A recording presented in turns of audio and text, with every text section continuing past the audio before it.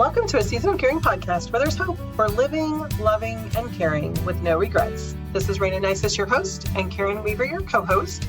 And today we're going to continue visiting a little bit more about No Regrets, Hope for Your Caregiving Season, my new release that's available in bookstores June 1st. Last time on the podcast, we talked about the first half of the book where it just talks about caring, what our caring season looks like, some different things that we learned and tips and tricks that I pass on during that part of the book.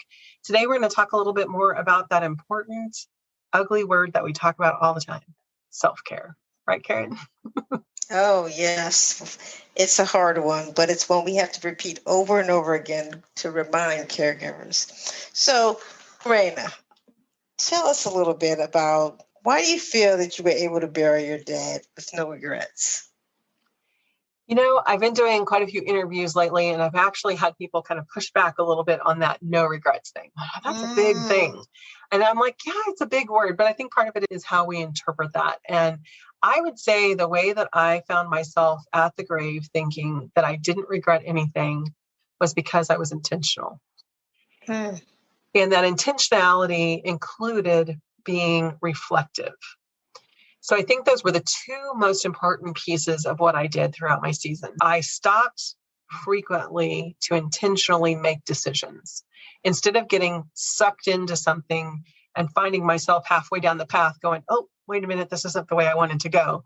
I stopped each time I needed to make a decision, and I really looked at how it was going to impact me, how it would impact my dad, how it would impact my team, how it would impact my family. And really kind of considered those things as I was making decisions. We talked last time, I was working, teaching 4 days a week whenever I started caring for my dad. And so, 6 months in, frankly, I was pretty tired. And so it was like time to renew my contract. And it was a conversation I had with my husband. I don't think I should keep teaching. And he's like, I don't think you should either. And so it was a decision that we made in that time, intentionally saying, we're going past the 6 months, so we're going to really focus in on what does it take to go long-term with this. And I think really keeping the long-term in mind helped that as well. The other piece was that reflective part, pausing frequently to ask myself, how am I? What do I need? What's going well? What's not going well? How is dad? What's going well for him? What do I need to do differently to make this a better situation for both of us? Just reflecting on how we're doing and what needs to change. And I think those two things really helped me to be able to say, I don't have regrets, because throughout caring, if something wasn't working, something that I might regret later, I pivoted. I stopped and I did something different. And so for me, if there was something that didn't go well, I changed it so that by the time we got to the end, I was able to say, I don't regret. I don't regret investing the time. I don't regret the time away from my family. I just made sure I could make the most of everything that I could at that time. Well, you were really taking care of yourself along the way. You were being intentional. You were taking good care of your dad, but you were also mindful that you needed to take care of yourself so that you would be able to support your dad for the long haul. That's a hard thing to do when you don't realize you need to. Well, yes, it is. But it's just amazing that you were able to be so intentional about it along the way and do the check-in with yourself. Because I think that's so important. And, we always talk about how important it is for caregivers to really have that awareness so that they can make sure that they've taken good care of themselves so that they will be able to take care of their loved one. Absolutely. You talked a little bit about how intentional you were about being aware of your own needs. But be a little bit more specific, if you can, about just some self-care tips and tricks that may be helpful to our listeners. I've always been a really good sleeper, and I definitely really monitored my sleep during this time of caregiving because everybody is different in how their sleep patterns work. My mom, she slept great, but many times older people wake up in the middle of the night and are not good sleepers. So as a caregiver, you kind of have to have that constant ear open, right? So one of the things that I did was we had a season where my dad was up, he had a large prostate. So he was up quite a bit going to the restroom. I became really afraid that I wouldn't hear him. And so I wasn't, even when he was sleeping, I wasn't sleeping well because I was always, listening. And so I found not only was I getting up 2 and 3 times a night to just keep an eye on him, but I was also not resting well when he was sleeping. And so I did some looking around and I found a bed alarm and at a medical supply store. And it just was kind of like, it looked like a heating pad, just kind of that little small, thin electric pad. And you just put it underneath the sheet. And when the pressure was administered, it would beep once. And then if he were to get up out of bed, it would beep repeatedly, continually until you reset it. So we had baby monitors in his room and my room. I could always hear that bed alarm go off. And it didn't seem to bother him, which that was great. So he would just get up and go on into the bathroom in his room. And I go in and reset the alarm and just kind of lurk to make sure that he was going right back to bed and everything was okay. If he was in the bathroom too long, I could go check on him and offer him help if he needed it. But overall, it just did that trick for me. It helped me wake up when I needed to, but it helped me sleep with confidence. And I think sometimes we forget to look for the tools that we need to help us do that. And so that would be one thing that really stood out to me. Another thing that really stood out to me was that transient, being on the road, driving so much, running from one place to the other. I just really got in a bad habit of picking up fast food and I really put on a lot of weight. And I found myself about halfway through the season just knowing that I was not taking care of myself physically. And so I made some changes. And during my caregiving season, I lost almost 60 pounds.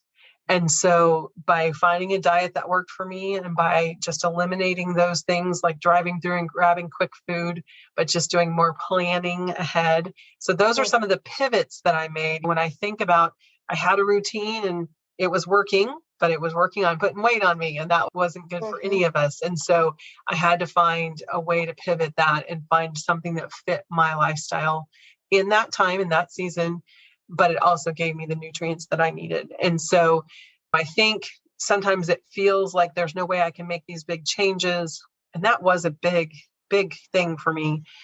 But it was something that I found that worked. I found something that worked for me.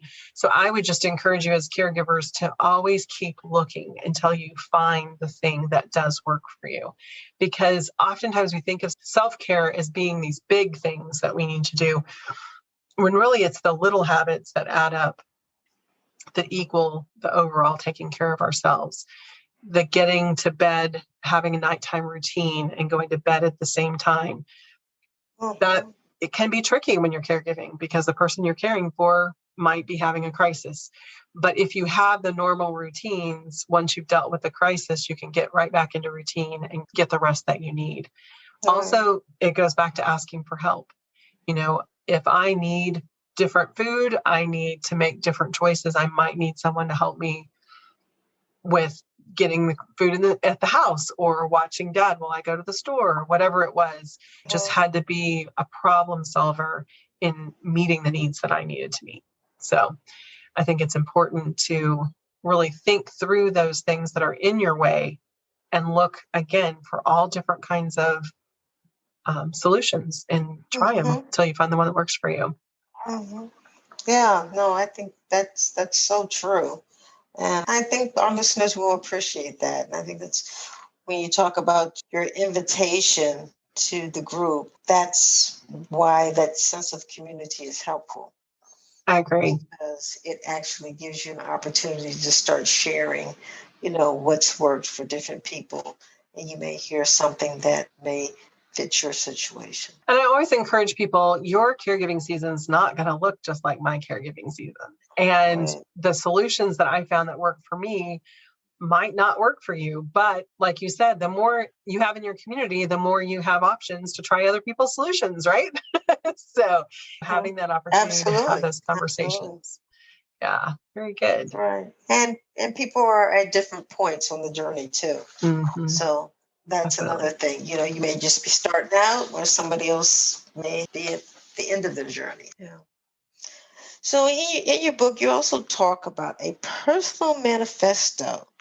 Talk a little bit more about this. What is that, and why do you feel that it was helpful to you? So a personal manifesto is something that I ran across in a book that I was reading, and it really struck me. And I thought, wow, this is really interesting.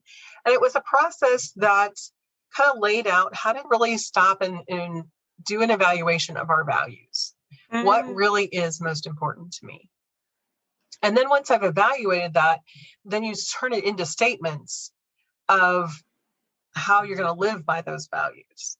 So for me, I looked at each role that I played in different people's lives. So I looked at my role in my faith. I looked at my role as a daughter, as a wife, as a stepmonster, as the grandkids came, a gram, as a business owner, and then as a person, how I was created. And I took each of those different things. I attached values to each of those, and as well as characteristics. And I thought, who do I want to be? And so I wrote this manifesto with the direction. It came from Kathy Lipp and Sherry Gregory's book, Overwhelm. And they have amazing resources to walk you through that and in creating your own. But for me, it was really important and became very pivotal in how I made decisions.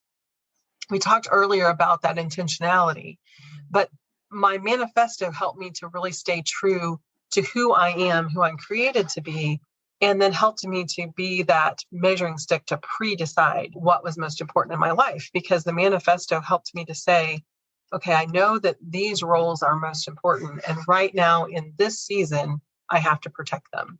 So here's my manifesto. This is the one that I wrote just probably 2 years into my caregiving. I'm the daughter of a loving king who desires to love him in all that she does. I'm a supportive and loving wife to my farmer. I'm a daughter, sister, stepmonster, gram, and friend who values relationship with my family and friends by making them a priority. I'm a person who shares her life transparently so that others can be encouraged to walk confidently with God. I know that there is hope when life stinks. I believe in truth-telling, compassion, honesty, integrity, and consistency. I feel, think, and act with grace always. So as you can see in that manifesto, there were probably some things that were true, some things that I was growing into, but it was kind of my marching orders of really looking at and deciding, if I'm the daughter of a loving king, then I have to remind myself that when I feel like God is not being loving, when my dad is cussing at me and hitting me and I'm feeling overlooked, overwhelmed, and unloved, those are not true things, because my God always loves me. So because of the truths that I know, I was able to keep those things in front of me and make sure that I was living to them. And if I was experiencing something other than those truths, I knew they were lies and I needed to change my thinking. So it became a way for me to really pre-decide what I know to be true and measure what was happening in my life to that one truth. Looking at valuing relationships and making them a priority. That meant I need to make the phone call. I need to get the people on the calendar. I need my husband to know that he's a priority and that I'm loving and supportive of him, even when I'm not right here with him. It allowed me to get on paper the most important things. And then when life brought other opportunities, I was able to say, thanks, but this doesn't fit right now. Because right now my plate's full just doing these things. And so it helped me to make decisions and really to keep my priorities my priorities. I think that's wonderful. It's beautiful. I mean, probably will inspire other people to write a manifesto. I hope so. Yeah. Yeah. I think it really did help me. It helped me have just that true north and stay consistent to it. And I still rewrite it every January. And I still have a manifesto I pay close attention to, and it changes. The things that I need change. So sometimes I need to be, for example, that one was that I lived, acted, and extended grace in always. And that was something I needed to do. Grace was something in that season I had to be intentional about, because the people that worked for me or the people that I was around, sometimes I didn't want to show grace, but I needed to be reminded that I could be a person who extended grace, that I could make a choice to be graceful in each situation. So every year, God seems to bring some different words to my mind or different things that I need to work on. Those characteristics of myself, I think the truth telling and the honesty and those types of things are something that I also have to, sometimes we have characteristics we have to learn to appreciate about ourselves. And that helps us to keep in mind that we are who we are. And these can be gifts that we don't have to pretend like that isn't us or sugarcoat it or change it about ourselves, but rather we can be who God made us to be. And that's okay. That is okay. All right. Well, thank you. Thank you for sharing that. Yeah, I'm sure there will be other people who will be inspired to take on their personal manifesto as well. Yeah. In the last part of your book, you share some thoughts that you found hope in. Again, I think it can be really tricky, can't it? In the midst of life's disappointments, to always look for the hope. I use this part in my book with a coaching tool called Reframing. Reframing is the ability to take a situation and not sugarcoat it, not be Pollyanna and act like it's a great, happy time, right? But to take the reality of what it is and put a different frame on it. When we were cleaning out the house, we found some paintings that my mom did in high school. I had no idea she had done that, but they were rolled up and kept in really good condition. They were watercolors. And I decided I wanted to frame them and put them in my living room. And I wasn't real sure that the colors were going to go with everything else in the living room. So I took it to a craft store and I put different mats around those pictures and different colored frames. And it was so interesting because when you change the frame, the picture changed. The pink stood out whenever I brought more of a burgundy in there. The green stood out whenever I had more of a blue around it. So how we frame something can change what the picture looks like. So for me, through the journey of both caring for my mom and dad, there were a lot of things that were very hurtful and were really difficult to navigate through. But after losing my dad and really kind of reflecting on those things, I write at the very end of the book this section that I want to read to you. Being able to evaluate the heartaches that came through my season of caring has actually helped me to find hope in the way the Lord has helped me to grow through the experiences. He allowed me to exchange the heartache for hope and for other things that have come out of the season of caring for my dad. I put together a list of heartaches that I've exchanged for the beauty of hope. I hope these can show you that you can do the same. Hope after my mom's terminal disease or diagnosis, building a closer relationship with my dad. Hope after watching my dad give up his job to stay home and care for my mom, learning what sacrifice really looks like. Hope while dad cares for my mom for 12 years in their home, watching true love lived out. Hope after feeding, bathing, and caring for my mom's physical needs when my dad would let me, developing the ability to see someone's needs without her being able to verbalize them. Hope after burying my mom when I was only 28, seeing my mom through the eyes of others at her funeral. Hope for life, even when dad was diagnosed with Alzheimer's 7 years after losing my mom.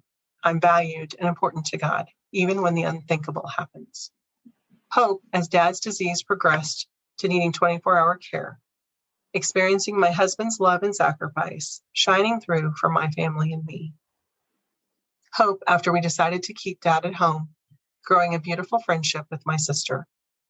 Hope while cleaning up poop, urine, and blood after accidents, stepping into dad's needs and putting aside any discomfort of my own. Hope after burying dad 20 years after mom, realizing I loved him well, walked him all the way home, and have no regrets. Hope while grieving the journey, a heart to serve others as they walk their parents home. There's always hope. That's so powerful. Reframing can really help us to see the same thing. I still lost my mom at 28. I still buried my dad 20 years later. But reframing helps us to see that though those things are painful and difficult, there's also good from them as well. Absolutely. Absolutely. There is always a gift in everything that happens and experiences that are not as pleasant for sure. Well, thank you so much. I mean, it's so rich and so heartfelt and authentic. And is there anything else you want to share with our listeners? So I think sometimes when people hear, well, that's just your situation, Rayna. But I want to really encourage you that it can be your situation as well. As a caregiver, it can be so hard and so lonely. And that's where that team comes in. That's where support comes in. And though my support looked different than maybe others' support, I think that support is part of what helped me stay healthy and helped me to be able to really reframe the things that I needed to reframe and to experience the journey like I did. So I want to encourage you, there is hope. You can love your parent well, walk them all the way home, and still have a life that you love. I know that you can. So listeners, I really just want to encourage you to think about what might be in your way right now and what help you might need to be able to make a shift, make that pivot to create the experience that you need it to be. I'd like to extend an invitation for you to join me in walking through No Regrets, Hope for Your Caregiving Season, and being a part of a book study that I will be leading in June and July, with the opportunity for us to walk through those chapters, get on Zoom, have some Q&A time, and just really find maybe a different look to what support could be like for you. So I'd love to have you join us. It's a free opportunity. You just need to purchase the book and sign up. You can do that at aseasonofcaring.com/community. Again, that's www.aseasonofcaring.com/community. So if you would like to be a part of that, we would love to have you join us. Again, it's a free opportunity to just walk through the book starting June 4th, and we'll spend about 5.5 weeks having an opportunity to just talk through the different chapters, learn more about the tips and tricks that I used in caring for my aging parents, and hopefully encouraging you in your caregiving season. Love to have you be a part. Well, that sounds great. So listeners, if you are a caregiver, this is an opportunity for you to have some one-on group time with Rayna, talking about her experiences and how that can support you on your journey. Thanks again. Just a reminder, A Season of Caring podcast is created for the encouragement of family caregivers. If you have medical, financial, or legal questions, please consult your local professional and take part in your season of caring.